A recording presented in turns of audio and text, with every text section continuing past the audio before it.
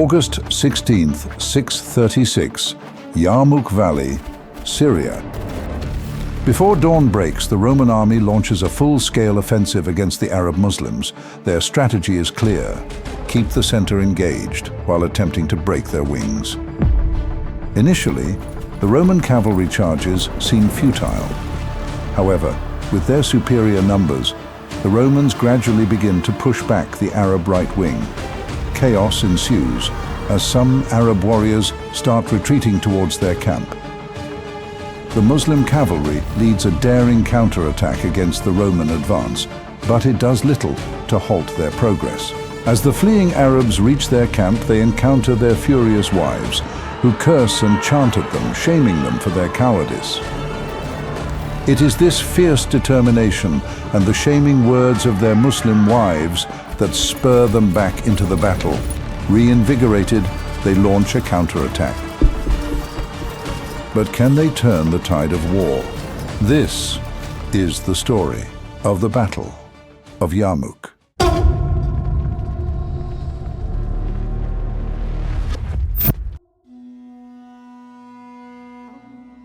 It's the year 632. Following the death of the Prophet Muhammad, Abu Bakr, a companion of the Prophet, ascends as first caliph of the Rashidun Caliphate.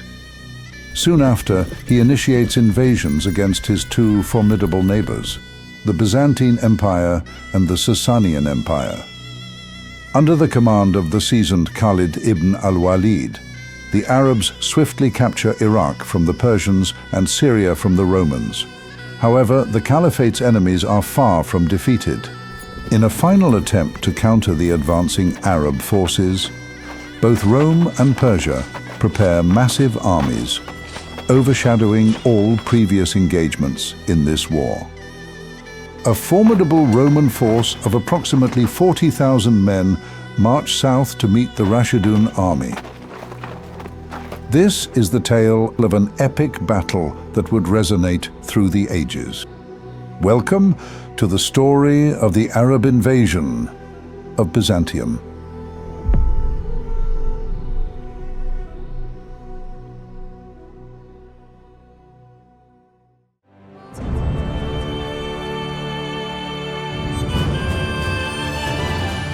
This is where our journey begins, a journey back in time. From the dawn of civilization in Mesopotamia to the rise of glorious empires, from the halo of fabled personalities to the shadows of ruthless regimes. Witness the drama of epic battles and the moments when the world stood still. Events that didn't destroy us, but defined us. We combine cutting-edge technology and artificial intelligence to resurrect legendary historical towns and retell ancient love stories. Underpinned by powerful music, you'll feel like you're part of it. Welcome to Epic Histories, where each chapter brings the past alive.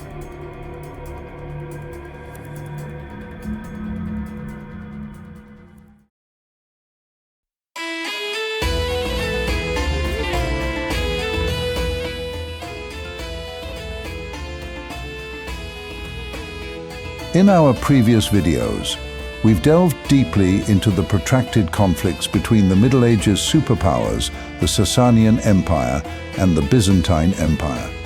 We've also explored the story of Prophet Muhammad and the unification of the Arabian Peninsula under the banner of Islam. Over the next 8 minutes, we'll briefly recap the key events that led to the Arab invasion of Sasanian Iraq and Byzantine Syria. This may touch on topics we've previously covered. If you are already familiar with these events, feel free to jump to timestamp 1315, where the invasion of Byzantium begins.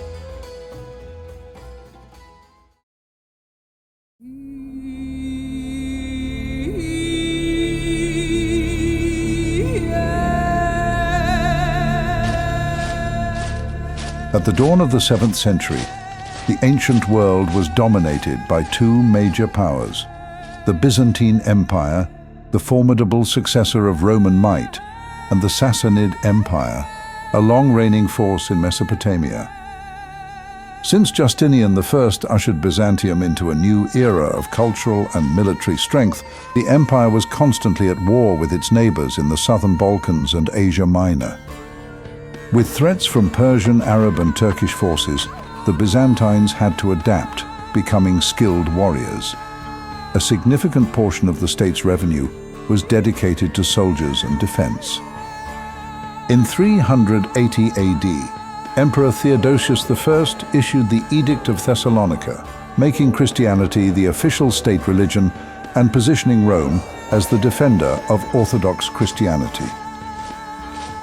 In 533, about 60 years after the fall of the Western Roman Empire, Emperor Justinian embarked on an ambitious campaign to reconquer Roman territories. Within 2 decades, under the leadership of the last great Roman general, Flavius Belisarius, the Mediterranean once again became a Roman lake. However, Justinian's successes stretched Byzantine troops thin across vast territories. By the late 6th and early 7th centuries, the empire faced overwhelming domestic and foreign challenges. From 602, the Byzantines and Sassanids waged a nearly 26-year-long war. In the early phases, the Sasanians achieved major victories, capturing wealthy provinces like Egypt and Syria. In 622, Byzantine Emperor Heraclius launched a counter-offensive, reclaiming all lost territories and even reaching the Persian capital, Ctesiphon, in 626. This victory, however, came at a significant cost. Decades of conflict left the Eastern Roman Empire financially drained, diplomatically strained, and militarily weakened. Heraclius imposed heavy taxes on his subjects and even melted down church treasures to fund his campaigns against the Persians. Despite his heroic efforts, the reconquered territories were not properly integrated, becoming administrative burdens. The costs of rebuilding continued to mount, and the prolonged conflict left the empire's borders vulnerable. The Sassanids fared no better. The Byzantine-Sasanian War caused significant infrastructure damage in Mesopotamia. The complex irrigation systems, essential for agriculture between the Euphrates and Tigris rivers, fell into disrepair as resources were diverted for military purposes. This neglect led to food shortages and reduced state revenue, as agricultural taxes were a major income source. The prolonged war also disrupted trade. Asia Minor, home to the famed Silk Road, saw this vital route repeatedly change hands between the two empires. To avoid war zones, alternative trade routes were established through the Arabian Peninsula, disrupting commerce in the Middle Eastern heartland. These disruptions caused economic instability for the nobles, who relied heavily on Asian trade to fund their military campaigns. To make things worse for the Persians, when Khusro II, the Sasanian leader, died in 628, the empire plunged into a brutal civil war. Over the next 4 years, the Sasanian Empire saw 7 rulers come and go. Eventually, Yazdegerd III, the 8-year-old grandson of Khusro II, ascended the throne. However, internal strife, weak borders, food shortages, lack of military cohesion, and economic troubles left the empire fragmented and weakened. Meanwhile, the Arabian Peninsula to the south was experiencing significant upheaval. The largely nomadic population practiced a variety of religions, including Zoroastrianism, Judaism, Christianity, and polytheism. With no central government, tribes were responsible for their own defense. The harsh desert environment produced resilient individuals. Arab Bedouins, adept at reading the terrain, frequently clashed with neighboring tribes. In 7th century Arabia, raiding was a common way to enhance one's reputation, especially when returning with valuable booty and slaves. In the resource-poor Arabian lands, livestock, food, and gold were highly prized. Slaves, providing free labor, were often integrated into households. constant raiding turned most tribesmen into hardened veterans, a crucial trait for the conflicts with their neighbors. Camels, with their ability to store water, were essential for traversing the vast, hostile landscapes. They enabled nomads to move quickly and efficiently, making hit-and-run tactics highly effective in raids. These tactics allowed raiders to reach remote locations swiftly and disappear before their victims could mount a pursuit. Such strategies would prove crucial in the Arab incursions into neighboring territories in the decades to come. Recognized for their formidable combat skills, Arab warriors were enlisted by both the Byzantine and Sasanian empires. Particularly valuable in repelling southern raids were two tribal confederations that migrated from Yemen to northern Arabia in the 3rd century AD. The Ghassanids, serving as a client kingdom to the Byzantines, were entrusted with safeguarding the Syrian borders. Conversely, the Sasanians relied on the Lakhmids to protect their desert frontiers. This strategic use of Arab tribes not only bolstered their reputation as fierce warriors, but also intensified local tribalism.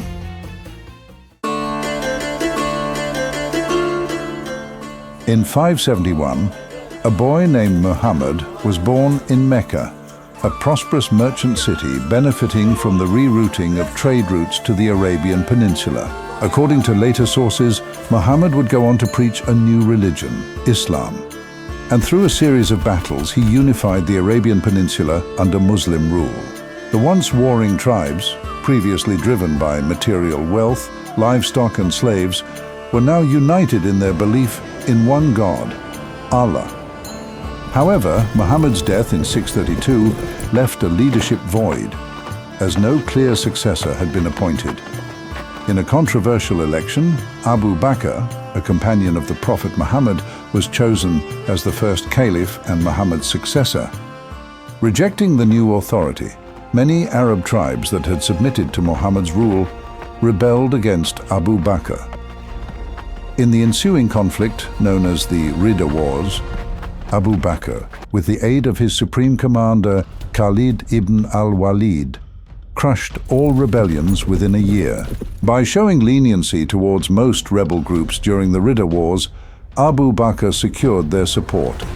In 633, when Abu Bakr launched his invasion of the Sasanian Empire, many of these tactically astute and militarily capable tribes joined his campaign.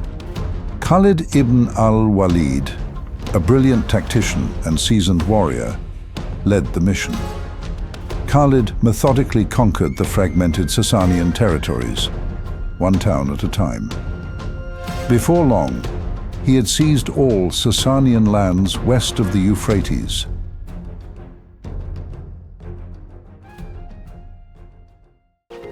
While the conquest of Sasanian Iraq was underway, Abu Bakr also dispatched troops to raid Byzantine territories to the west, particularly Syria, Palestine, and the Levant. What began as minor raids by 4 divisions under Amr ibn al-As, Shurahbil ibn Hassana, Yazid ibn Abi Sufyan, and Abu Ubaidah ibn al-Jarrah soon provoked the wrath of Byzantine Emperor Heraclius, who declared an all-out war on the Arabs. Just as Khalid ibn al-Waleed was preparing to assault the Persian capital of Ctesiphon, he received a letter from Abu Bakr ordering him to hasten to the Levant. With Khalid's support, the Muslims conquered all Ghassanid lands and laid siege to major Byzantine urban centers. Between April and September 634, the Arabs defeated Byzantine forces in several engagements, capturing key cities from the Romans, including Bosra, Jaffa, Emesa, and Damascus. When Abu Bakr passed away in August 634, Umar ibn al-Khattab was appointed the new caliph and relieved Khalid of his command. Abu Ubaidah was then made the new supreme commander of the Rashidun forces, with Khalid serving as his cavalry commander. Syria was one of the most valuable provinces of the Byzantine Empire. Its fall would not only lead to a significant loss of tax revenue and agricultural resources, but also sever the crucial land bridge to Egypt. By August 636, Emperor Heraclius, stationed in Antioch, had assembled a massive army. While Arab sources claim he gathered up to 400,000 soldiers, modern historians estimate a more realistic number of around 40,000 to 90,000. This Byzantine force was truly diverse, including Ghassanids, Greeks, Armenians, Slavs, Franks, and Georgians. The Muslim forces were spread across the region. Recognizing the need to consolidate against the looming threat, Abu Ubaidah withdrew from Emesa, where he had been stationed for nearly a year.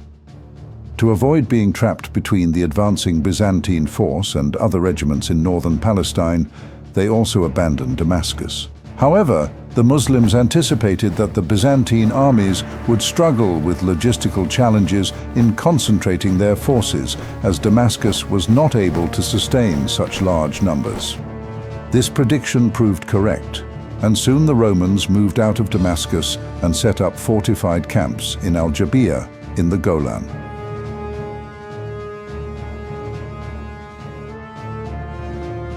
To the west, the Wadi-ur-Raqqad flowed into the Yarmouk River, running for 11 miles through a deep ravine with steep banks. The main crossing was near the modern village of Kafir-ul-Ma. South of the battlefield lay the canyon of the Yarmouk River, with deserts stretching to the north and east. A few days before the Romans arrived in mid-July, the retreating Muslim army had settled southeast of the plain of Yarmouk. To the east of their position were the lava hills extending from north to east of Azra and the mountains of Jabal ad-Druz. To match the 13-kilometer Byzantine front, they spread their tight defensive formation over a 12-kilometer front. With the central plain left unoccupied, both armies began their preparations by scouting enemy positions. Historical sources describe extensive negotiations that lasted for weeks. The Romans were instructed to exhaust all diplomatic options before engaging in battle. Meanwhile, Caliph Umar redirected forces from the Sasanian front, including 5,000 renowned Yemeni archers and 1,000 seasoned foot soldiers from the earliest Muslim campaigns in Arabia. Observing the continuous arrival of Muslim reinforcements, the Romans decided there was no more time to waste. On August 14th, the Roman army advanced and began forming up. It is debated whether the army was commanded by one general or if each of the 5 corps had a separate leader. In any case, the Byzantine center was led by 2 commanders, Darjan and the Armenian-born Vahan, who commanded the 2 central corps. Gregory took charge of the right wing and Kanatir the left. The light Ghassanid cavalry under Jabala stretched across the plain as the vanguard, tasked with screening the army and skirmishing with the enemy. Although Abu Ubaidah was the overall commander appointed by the Caliph, sources claim that in a council of war, he transferred command of the Rashidun army to Khalid. The Muslim force matched the width of the Roman army, but being smaller, its formation was not as deep. Khalid moved some of his light cavalry to the vanguard to observe the Romans. The infantry was divided into 4 corps, with infantry in front and archers behind them. There were 3 cavalry units behind each flank and center, while Khalid's mobile cavalry unit served as a reserve. Amr ibn al-As commanded the right wing on Jabaya Road, and Yazid ibn Abi Sufyan led the left wing. Abu Ubaidah took command of the left center and Shurahbil of the right center. And so, the stage was set for the largest encounter between Romans and Muslims in Syria. The Muslim force numbered between 15,000 and 40,000, but historians agree they were outnumbered, while Arab authors like Al-Waqidi and Ibn Ishaq are often deemed unreliable. Since they narrated events centuries later, some modern authors like Fred M. Donner still believe that the Muslims were outnumbered 4-1.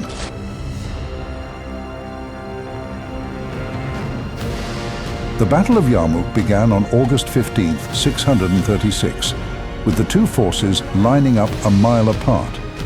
The Roman light cavalry vanguard then moved behind the main army, primarily reinforcing the Roman left, which faced the desert and was vulnerable to being outflanked. The Arabs mirrored this maneuver. As was typical in Roman-Arab battles, the engagement started with duels between Roman champions and Rashidun Mubarizun, a special unit of elite troops which lasted for hours. By midday, as the Muslims gained the upper hand and most of the initial duels subsided, a third of the Roman infantry advanced across the front to clash with their Arab counterparts. While the battle raged, archers in the second rank fired volleys of arrows over the heads of their infantry. Details of the first day's battle are scarce, but it is clear that after some time the Romans broke off the skirmish. It is likely that the goal of this engagement was to merely test the Arab lines. After some inconclusive skirmishing, they retreated to their initial positions. At night, the Roman light cavalry attempted to move towards the Arab camp, but were fended off by their alert Arab counterparts. While these attacks seemed fruitless, they allowed the Romans to take formations in the darkness without alerting the enemy. Some sources claim that the Romans were familiar with Muslim religious rituals. The next morning, as the Muslims were engaged in prayer, the entire Roman army suddenly launched their attack. To the Roman misfortune, the same light cavalry that had defended the Arab camp at night managed to ride back and warn the Muslims of the impending assault. By the time the Romans arrived, the Muslims were in formation and ready for battle.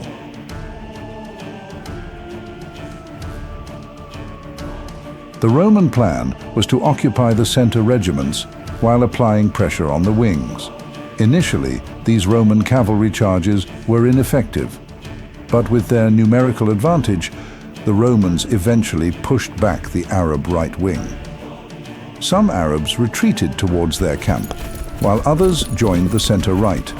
As Qadisiyyah's Slavic forces advanced towards the camp, Amr ibn al-As quickly counterattacked with his cavalry. This well-timed charge, though too small to threaten Roman lines, bought the Arabs time to consolidate. Soon, the Arab cavalry could not withstand the pressure and also retreated. Later, Muslim sources mention that the wives of the retreating warriors shamed them into returning to the battle. Whether true or not, the Arab right flank reformed and began marching towards the approaching enemy. Meanwhile, the Roman right, likely composed of the empire's best heavy infantry, was even more successful. With the mobile guards assisting, Gregory's corps broke through the left Rashidun wing. Some sources mention they fought in a testudo formation, though this is probably a dramatization of events.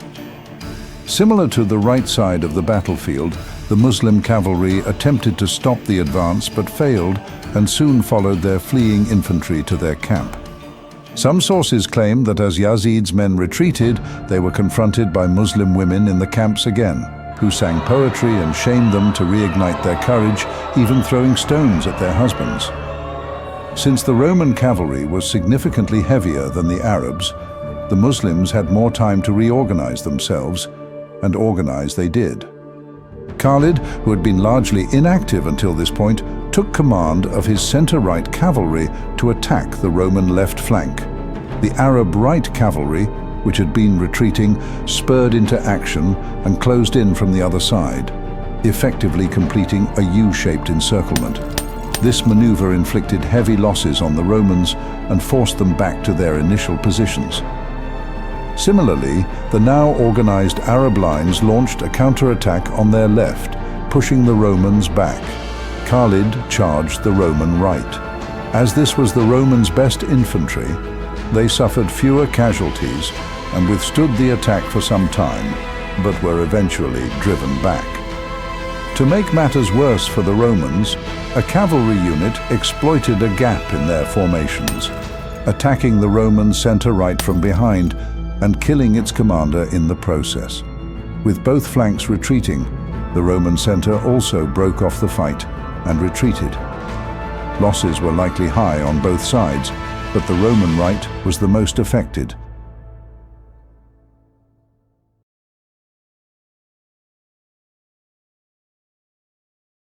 Day 3 of the battle began with a skirmish between archers on both sides. While the Roman center attacked to hold the Arab center in place, the main assault targeted the Arab right flank, pushing them back all the way to their camp. When the Arab cavalry finally reformed and attempted to outflank the Roman cavalry led by Qadisiyyah was in position to block them. Deeming his left secure, Khalid then moved to attack the Roman left flank, destroying large parts of the enemy's cavalry. With their lines too thin to hold off the Arabs, the Romans began to retreat. The day concluded with high casualties on both sides, but Roman losses were likely greater, and the Romans started to grow frustrated.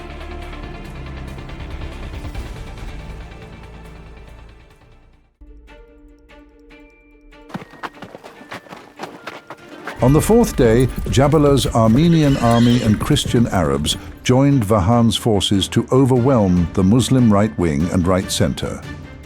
Both Muslim regiments briefly fell back, creating a gap quickly exploited by the Roman cavalry. The Muslims began to suffer heavy casualties, which once again spurred Khalid into action. Before assisting his center-right and right wings, he ordered his left side to attack to tie up the remaining Roman forces. Khalid divided his cavalry into two halves and attacked the Romans from multiple sides. This Arab cavalry assault invigorated the Muslim forces, who began to counterattack. As the Roman left started to retreat, they lost many Christian Arab fighters to the Arab onslaught. Meanwhile, the Arab left center and left wing suffered major losses at the hands of Byzantine horse archers. Due to the heavy impact of Byzantine archers on the Arab infantry, the day became known as the Day of Lost Eyes. Even Abu Sufyan, former leader of the Quraysh tribe and father of Yazid, lost an eye. Khalid's childhood friend Ikrimah led a regiment to cover the Muslim retreat. While initially successful in slowing the advance, the smaller cavalry was soon overwhelmed. Ikrimah was mortally wounded, along with most of his men. The Romans chased the Muslim infantry all the way to their camps once again. According to Muslim sources, this advance was stopped only by Muslim women, who ran out of their camps to support their husbands. While this is impossible to verify, the Romans eventually disengaged from the battle and retreated.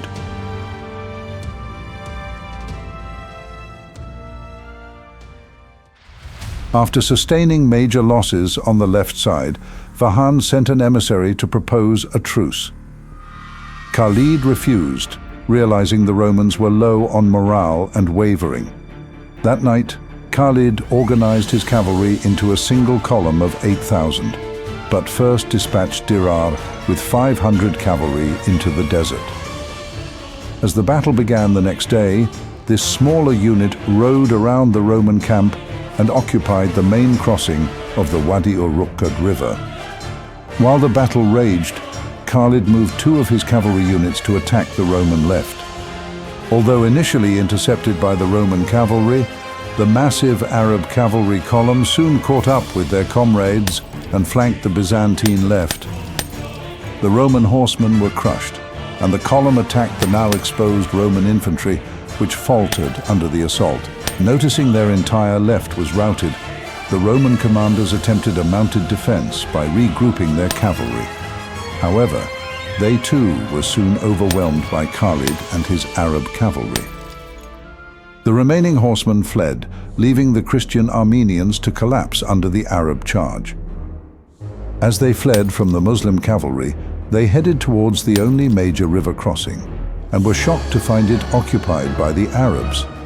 Before the Romans could mount an organized defense, they were attacked by Arab cavalry and infantry on three sides. The Roman contingents, speaking different languages, Greek, Armenian, and Arabic, struggled to communicate effectively during the battle. This would have also likely affected their last stance. Dirar's forces swiftly cut them down. Dirar's division couldn't stop the Roman retreat entirely. Some Romans escaped by swimming across the river. However, around half of the Roman army was destroyed, and no prisoners were taken. The Muslims lost less than a fifth of their troops, with the only notable losses being Ikrimah on the fourth day and Jonah, the informant who had aided the Arabs during the siege of Damascus.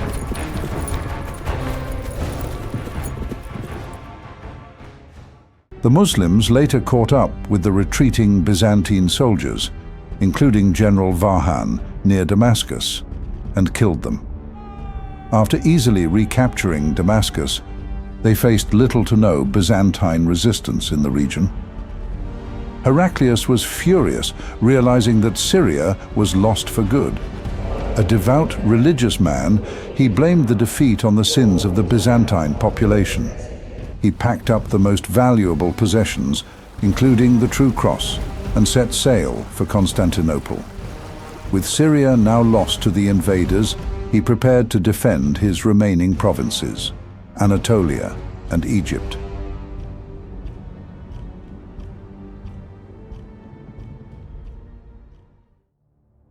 While the Muslims concentrated on the Syrian front, tensions escalated on the Persian side. After Khalid's redeployment to Syria, Abu Bakr appointed Al-Muthanna ibn Haritha, a seasoned veteran with extensive regional experience, to command the Sasanian front. Under the leadership of Al-Muthanna and General Abu Ubaid al-Thaqafi, the Muslim army confronted the formidable Persian forces in the Battle of the Bridge. This clash resulted in a decisive Persian victory and the death of Abu Ubaid. Emboldened by their triumph, the Sassanids began reclaiming lost territories, including the strategically vital town of Al-Hira by 634. The wounded Al-Muthanna retreated and sought reinforcements from Caliph Umar.